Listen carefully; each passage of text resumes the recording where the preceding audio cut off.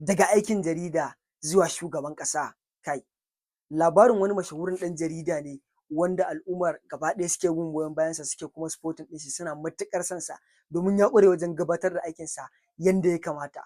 Sai dai kuma fa shi ɗin ya kasance dodon azzalumai. Duk wani wanda ya kasance mai mulki ne wanda yake aikata ba daidai ba yana shakkar sa.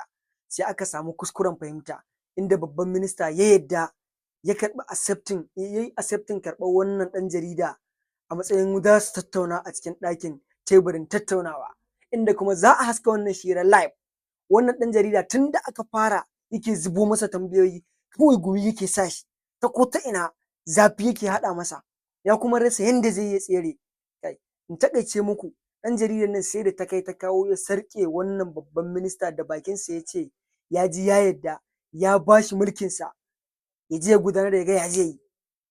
Ɗan jarida jama'a ya samu mulkin kujerar zama shugaban jam'iyya baki ɗaya ko in ce muku babban minista ma baki ɗaya. Ya wannan ɗan jarida ya yi da mulki? Duba da sanin cewa shi ba shi da ilimi akan mulki, amma ta ya wannan mulki ya gudana?